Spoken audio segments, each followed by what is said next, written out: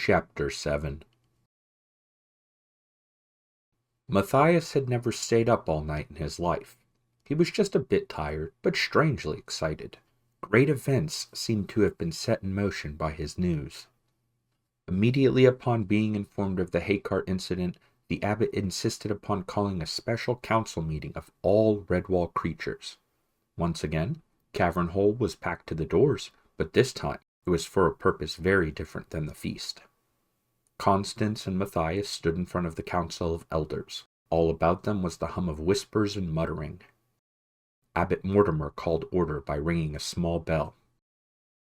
"Pay attention, everyone. Constance and Matthias, would you please tell the council what you saw tonight on the road to St. Ninian's?" As clearly as they could, the badger and the young mouse related the incident of the rat-infested haycart.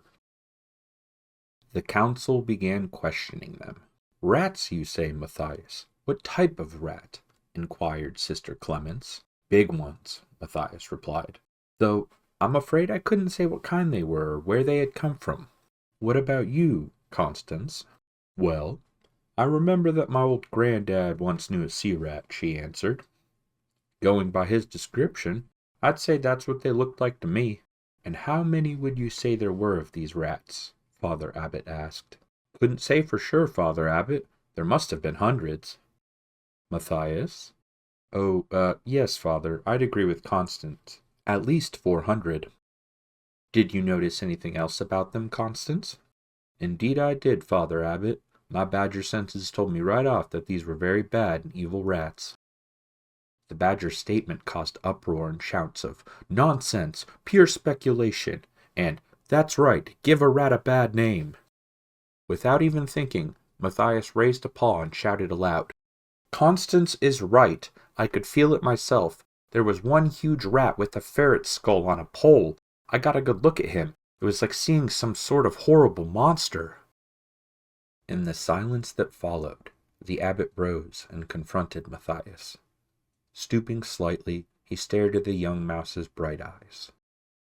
"Think carefully, my son. Was there anything special you noticed about this rat?" Matthias thought for a moment. Everyone was watching him. "He was much bigger than the others, Father." "What else? Think, Matthias." "I remember he only had one eye." "Right or left?" "Left, I think. Yes, it was the left, Father." "Now, can you recall anything about his tail?" "I certainly can," Matthias squeaked. "It must have been the longest tail of any rat alive. He held it up in his claw as if it were a whip." The abbot paced up and down before turning to the assembly. "Twice in my lifetime I have heard travelers speak of this rat. He bears the name that a fox would be afraid to whisper in the darkness of midnight. Clooney, the Scourge." A deathly hush fell upon the creatures in Cavern Hole. Clooney the Scourge? Surely not. He was only some kind of folk legend, a warning used by mothers when youngsters were fractious or disobedient. Go to sleep or Clooney will get you. Eat up your dinner or Clooney will come. Come in this instant or I'll tell Clooney. Most creatures didn't even know what Clooney was. He was just some sort of bogey that lived in bad dreams in the dark corners of imagination. The silence was broken by scornful snorts and derisive laughter. Furry elbows nudged downy ribs. Mice were beginning to smile from sheer relief. Clooney the Scourge, indeed. Feeling slightly abashed, Matthias and Constance looked pleadingly toward the abbot for support. Abbot Mortimer's old face was stern as he shook the bell vigorously for silence. "Mice of Redwall, I see there are those among you who doubt the word of your abbot." The quiet but authoritative words caused an embarrassed shuffling from the council elders. Brother Joseph stood up and cleared his throat. Good Father Abbot, we all respect your word and look to you for guidance, but really, I mean..." Sister Clemence stood up smiling. She spread her paws wide. "Perhaps Clooney is coming to get us for staying up late." A roar of laughter greeted the ironic words. Constance's back hairs bristled. She gave an angry growl followed by a fierce bark. The mice huddled together with fright. Nobody had ever seen a snarling, angry badger at a council meeting. Before they could recover, Constance was up on her hind legs, having her say.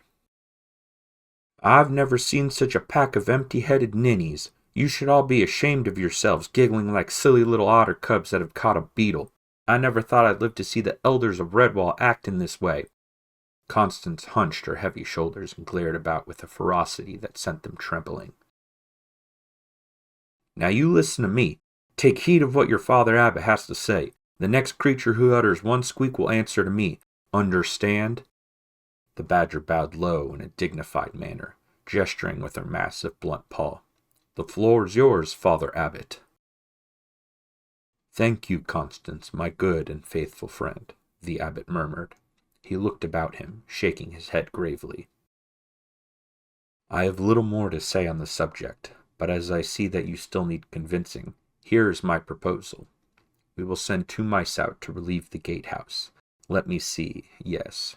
Brothers Rufus and George, would you kindly go and take over for Brother Methuselah?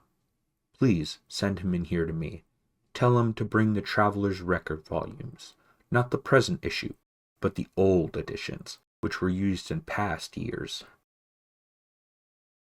Rufus and George, both solid-looking, sensible mice, took their leave with a formal bow to the abbot.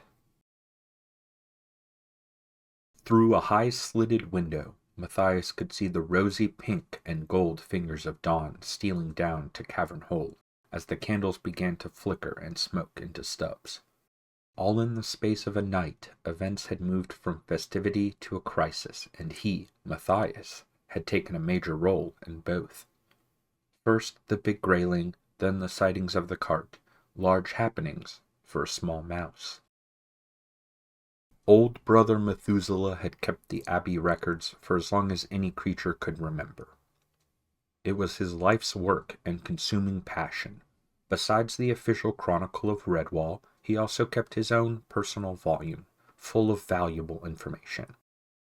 Traveling creatures, migratory birds, wandering foxes, rambling squirrels, and garrulous hares, they all stopped and chatted with the old mouse, partaking of his hospitality, never dreaming of hurting him in any way. Methuselah had the gift of tongues. He could understand any creature, even a bird. He was an extraordinary old mouse, who lived with the company of his volumes in the solitude of the gatehouse. Seated in the Father Abbot's own chair, Methuselah took his spectacles from a moss-bark case, carefully perching them on the bridge of his nose. All gathered around to hear as he opened a record book and spoke in a squeak barely above a whisper. Me, Lord Abbot Cedric. It is Cedric, isn't it?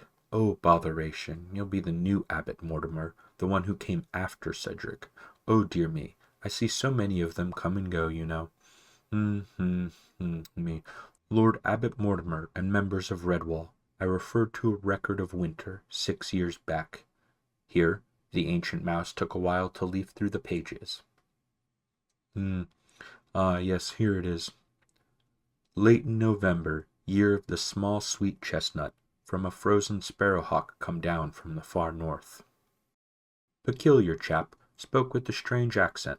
I repaired his right-winged pin-feather. News of a mine disaster caused by a large savage sea rat with an extraordinary tail. It seems that this rat, Clooney, they called him, wanted to settle his army in the mine. The badgers and other creatures who owned the mine drove them out. Clooney returned by night, and with his band of rats gnawed away and undermined much of the wooden shoring. This caused the mine to collapse the next day, killing all of the owners. Brother Methuselah closed the volume and looked over his glasses at the assembly. I have no need to read further. I can recite other misdeeds from memory.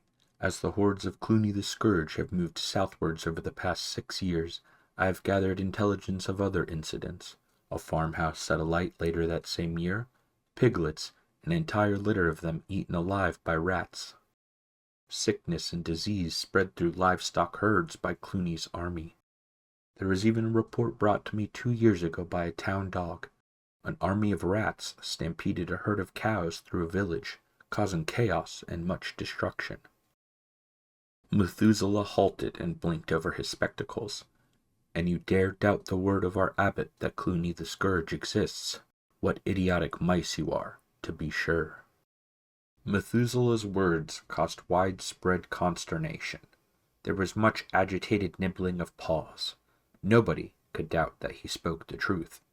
He was already old and wise when most elderly among them was a blind, hairless mite, puling and whimpering for a feed from its mother. Oh my whiskers, what a mess! Hadn't we better just pack up and move? Maybe Clooney will spare us. Oh dear, what shall we do? Matthias sprang to the middle of the floor, brandishing his staff in a way that surprised even him. Do, he cried. I'll tell you what we'll do. We'll be ready. The abbot could not help shaking his head in admiration. It seemed that young Matthias had hidden depths. Why, thank you, Matthias, he said. I could not have put it better myself. That's exactly what we will do. We'll be ready.